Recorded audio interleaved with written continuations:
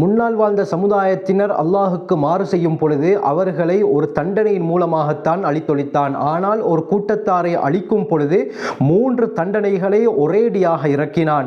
பெரும் இடிமுழக்கமும் அவர்களை பிடித்து கொண்டது, பூமி அதிர்ச்சியும் ஏற்பட்டது, நெருப்பு மலையும் அவர்களின் மீது பொழியப்பட்டது. யார் இந்த சமுதாயத்தினர்? எந்த பாவத்தின் காரணமாக இப்படியாப்பட்ட வித்தியாசமான தண்டனைகள் அவர்களின் மீது இறங்கியது? இவர்கள் எந்த காலத்திலே வாழ்ந்தார்கள்? அல்ஹம்துலில்லாஹி ரப்பில் ஆலமீன், அஸ்ஸலாத்து வஸ்ஸலாமு அலா ரசூலில்லாஹி அம்மா பஅத். கண்ணியத்திற்குரிய இறைவனின் நல்லடியார்களே, அல்லாஹ்வின் சாந்தியும் சமாதானமும் என்றென்றும் நம் அனைவர் மீதும் உண்டாவதாக. குர்ஆன் 1000க்கும் மேற்பட்ட வரலாறுகளை எமக்கு படிப்பினையாக சொல்லிக் கொண்டிருக்கிறது. இந்த அடிப்படையில் அல்லாஹ் சுப்ஹானஹு வ தஆலா முன்னால் வாழ்ந்த சமுதாயத்தினர் செய்த தவறுக்காக வேண்டி எப்படியாப்பட்ட தண்டனைகளை அவர்களின் மீது இறக்கினான் என்பதை பற்றி குர்ஆனிலே பேசிக் கொண்டிருக்கிறான். அந்த அடிப்படையில் முன்னால் வாழ்ந்த சமுதாயத்தினரை எடுத்துக்கொண்டால் அவர்கள் செய்த அந்த பாவங்களின் காரணமாக ஒட்டுமொத்தமாக ஒரு தண்டனையின் மூலம் அளிக்கப்பட்டிருக்கிறார்கள். ஆனால் ஒரு கூட்டத்தாரை தவிர, இந்த கூட்டத்தாரை எடுத்துக்கொண்டால் இவர்கள் செய்த ஒரு மோசமான தவறின் காரணமாக முக்கியமான 3 தண்டனைகளை இவர்களின் மீது அல்லாஹ் இறக்கி அந்த கூட்டத்தாரையே அழித்தொழித்தான். அவர்கள் யார்? அவர்கள் எந்த பாவத்தை செய்தார்கள்? எதன் காரணமாக இப்படியாப்பட்ட பயங்கரமான சோதனைகள் இந்த கூட்டத்தை பிடித்து கொண்டது என்பதை பற்றி பார்க்கும் பொழுது அல்லாஹ் சுப்ஹானஹு வ தஆலா குர்ஆன்ல முக்கியமான ஒரு நபியுடைய வரலாறை பற்றி கூறுகிறான். அவர்கள் தான் ஷுஐப் அலைஹிஸ்ஸலாம். சூரா அஅராஃப், சூரா ஹிஜ்ர், சூரா ஹூத், சூரா ஷுஆரா போன்ற அத்தியாயங்களிலே ஷுஐப் அலைஹிஸ்ஸலாம் அவர்களுடைய அந்த சம்பவம் தெளிவாக சொல்லப்பட்டிருக்கிறது.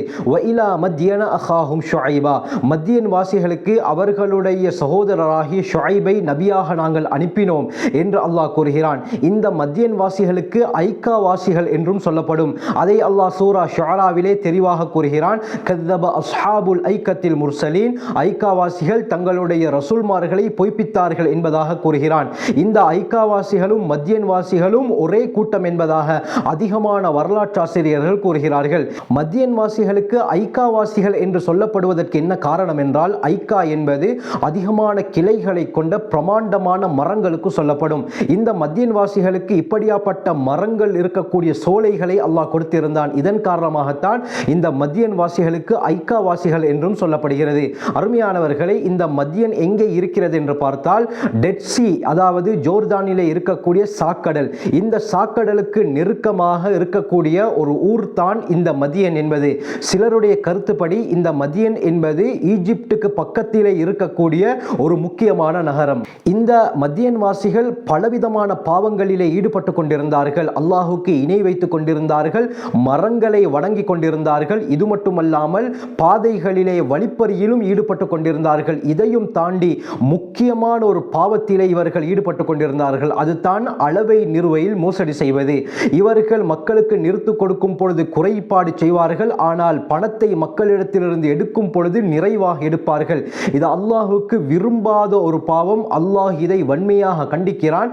ஆகவே இப்படியாப்பட்ட பயங்கரமான பாவங்களை இவர்கள் செய்ததின் காரணமாகத்தான் அல்லாஹுடைய தண்டனை இந்த கூட்டத்தாரை பிடித்துக் கொண்டது. அல்லாமா இப்னு கஸீர் அல் பிதாயா வன் நிஹாயா, இதே போல கஸஸுல் அம்பியா என்ற கிதாபிலே கூறுகிறார்கள், மக்கள் பாதைகளிலே சென்று கொண்டிருக்கும் பொழுது இவர்கள் அவர்களை இடைமறித்து பலவந்தமாக பொருட்களை, பணங்களை கேட்பார்கள்.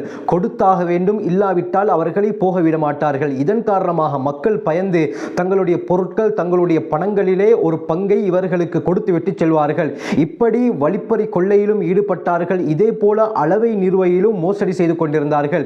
இந்த சந்தர்ப்பத்தில் தான் இவர்களுடைய கூட்டத்திலிருந்தே அல்லாஹ் சுப்ஹானஹு வ தஆலா ஷுஐப் அலைஹிஸ்ஸலாமை நபியாக தேர்ந்தெடுத்து இவர்களை சீர்திருத்துமாறு கூறினான். கண்ணியமானவர்களே, ஷுஐப் அலைஹிஸ்ஸலாம் அவர்களை எடுத்துக்கொண்டால் இவர்களுக்கு ஒரு சிறப்பு பேர் இருக்கிறது, ஹத்தீபுல் அம்பியா, நபிமார்களிலே பேச்சாற்றல் மிக்கவர். அந்த அளவுக்கு இவர்களுடைய பேச்சு ஃபசாஹத் நிறைந்ததாக, அதாவது சொல்நயம் மிக்கதாக, இலக்கியம் உள்ளதாக இருக்கும். இவர்கள் அரபு பாஷையை நன்கு அறிந்தவர்களாக இருந்தார்கள். இருந்தார்கள். இவர்களுடைய கூட்டத்தாரும் அரபியர்களில் ஒரு பகுதியினராகத்தான் இருந்தார்கள்.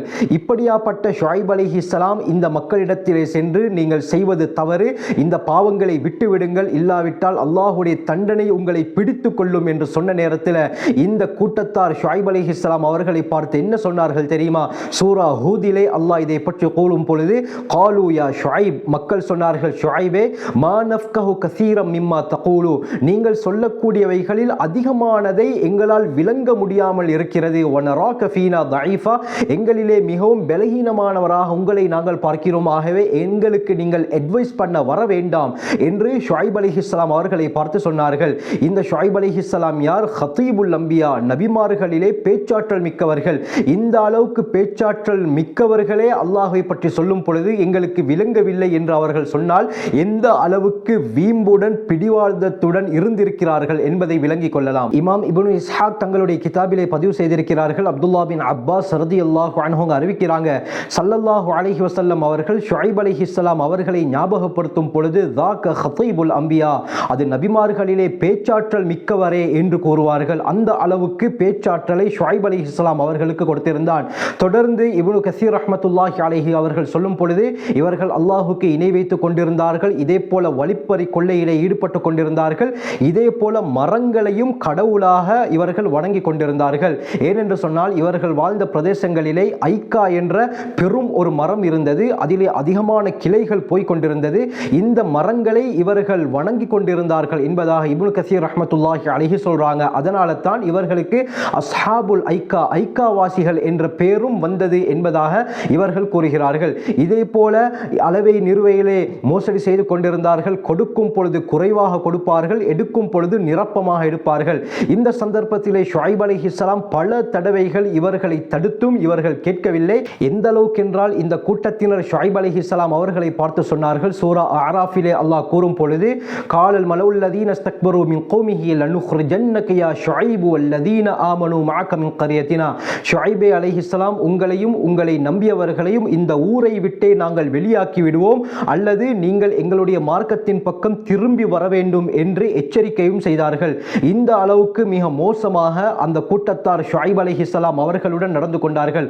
அது மட்டுமல்லாமல் அல்லாஹ் சூரா ஷுஆராவிலே சொல்லும் பொழுது, ஷுஐப் அலைஹிஸ்ஸலாம் அல்லாஹ்வுடைய தண்டனைகளை எச்சரிக்கும் பொழுது இந்த கூட்டத்தினர் என்ன சொன்னார்கள் தெரியுமா? ஃபஅஸ்கித் அலைனா கிஸஃபம் மினஸ் ஸமா இன் குன்த மினஸ் சாதிகீன், நீங்கள் உண்மையாளராக இருந்தால் வானத்துடைய துண்டுகளை எங்களின் மீது விளைவியுங்கள் பார்ப்போம் என்று கூட இவர்கள் அகங்காரத்துடன் சொன்னார்கள். எவ்வளவு சொல்லியும் இவர்கள் கேட்கவில்லை. ஃபக்கஸபூஹு, ஷுஐப் அலைஹிஸ்ஸலாமை இவர்கள் பொய்ப்பித்தார்கள். அல்லாஹ் ஒரு தண்டனையை இவர்களின் மீது இறக்கவில்லை, மொத்தமாக 3 தண்டனைகள் இவர்களை பிடித்து கொண்டது. அல்லாஹ் 3 சூறாக்களிலே அந்த 3 தண்டனைகளை பற்றி பேசுகிறான். சூரா ஹூத் அத்தியாயம் 11 வசனம் 94 கூறும் பொழுது, வலம்மா ஜா அம்ருனா நஜ்ஜைனா ஷுஐப வல்லதீன ஆமனு பிரஹ்மத்தின் மின்னா, எங்களுடைய தண்டனை எப்பொழுது வந்ததோ ஷுஐப் அலைஹிஸ்ஸலாம் அவர்களையும் அவர்களை நம்பியவர்களையும் எங்களுடைய அருளின் மூலமாக நாங்கள் பாதுகாத்தோம். வஅஹதத்தில்லதீன ظلموا الصيحة, அந்த அநியாயம் செய்தார்களே அவர்களை இடிமுழக்கம் பிடித்து கொண்டது. ஃபஸ்பஹு ஃபீ தியாரிஹிம் ஜாசிமீன், தங்களுடைய வீடுகளிலே முகங்குப்புறம் அடைந்தவர்களாக காலை பொழுதை அடைந்தார்கள் என்பதாக முதலாவது தண்டனையை பற்றி அல்லாஹ் கூறுகிறான். இதே போல சூரா அராஃப் அத்தியாயம் 7 வசனம் 91 கூறும் பொழுது, ஃபஅஹதத்ஹுமுர் ரஜ்ஃபத்து, அவர்களை பூமி அதிர்ச்சி பிடித்து கொண்டது, நிலநடுக்கம் பிடித்து கொண்டது. ஃபஸ்பஹு ஃபீ தாரிஹிம் ஜாசிமீன், அவர்கள் தங்களுடைய வீடுகளிலே முகங்குப்புறம் அடைந்தவர்களாக காலை பொழுதை அடைந்தார்கள் என்பதாக அல்லாஹ் கூறுகிறான். இவர்களுக்கு இறங்கிய 3வது பயங்கரமான வேதனையை பற்றி சூரா ஷுஆரா அத்தியாயம் 26 வசனம் 189 அல்லாஹ் கூறும் பொழுது, ஃபக்கஸபூஹு, ஷுஐப் அலைஹிஸ்ஸலாமை இவர்கள் பொய்ப்பித்தார்கள். ஃபஅஹதஹும் அஸாபு யௌமி துல்லா, அந்த நிழலுடைய நாளுடைய வேதனை இவர்களை பிடித்து கொண்டது என்று அல்லாஹ் கூறுகிறான். அதாவது கண்ணியமானவர்களே, நிழலுடைய நாள் என்பது இவர்களுடைய பிரதேசங்களிலே அல்லாஹ் கடுமையான உஷ்ணத்தை ஏற்படுத்தினான். இவர்களால் இருக்க முடியாமல் போனது. அந்த அளவுக்கு கடும் உஷ்ணம் இவர்களுடைய பகுதியிலே பரவ ஆரம்பித்தது. இதனால் இவர்கள் நிழலை தேடி ஓட ஆரம்பித்தார்கள். கடைசியில் ஒரு மேகம் இவர்களுக்கு தென்பட்டது. இந்த மேகத்துடைய நிழலிலே நாங்கள் ஒதுங்கிக் கொள்வோம் என்பதாக அந்த நிழலுக்கடியிலே இந்த கூட்டத்தார் அனைவரும் இருந்தார்கள். அல்லாமா இப்னு கஸீர் அல் பிதாயா வன்னிஹாயாவிலே கூறும் பொழுது, இந்த மேகத்தில் இருந்து அல்லாஹ் நெருப்பு மலையை இந்த மதியன் வாசிகளின் மீது பொழிய வைத்தான். ஏற்கனவே கடும் உஷ்ண சின்னத்துடன் இருந்தார்கள். அந்த மேகத்திலிருந்து வந்தடும் பயங்கரமான இந்த நெருப்பு தான்.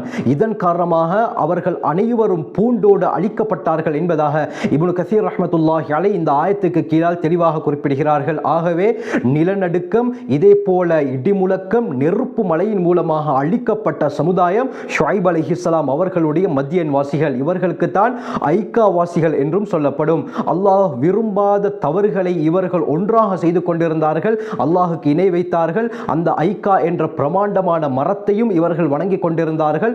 வழிப்பறி கொள்ளையிலே ஈடுபட்டார்கள். அளவை நிறுவையில் மோசடி செய்தார்கள். அனைத்திற்கும் சேர்த்து இந்த முக்கியமான 3 வேதனைகளை இந்த மத்தியன் வாசிகள் மீது அல்லாஹ் ஏற்படுத்தி அனைவரையும் பூண்டோடு அழித்தொழித்தான். ஷுஐப் அலைஹிஸ்ஸலாமையும் அவர்களை நம்பியவர்களையும் மட்டும் அல்லாஹ் பாதுகாத்தான். பிற்காலத்தில் இந்த ஷுஐப் அலைஹிஸ்ஸலாத்துடைய மகளை தான் மூசா அலைஹிஸ்ஸலாம் அவர்கள் திருமணம் முடித்தார்கள். ஆகவே குர்ஆன் இப்படியாப்பட்ட வரலாறுகளை பேசிக் கொண்டிருக்கிறது. எனவே இது போன்ற பயங்கரமான பாவங்களை விட்டு அல்லாஹ் எங்களையும் எங்களுடைய குடும்பத்தாரையும் நம்முடைய பரம்பரையினரையும் பூரா முஸ்லீம்களையும் பாதுகாத்தருள்வானாக.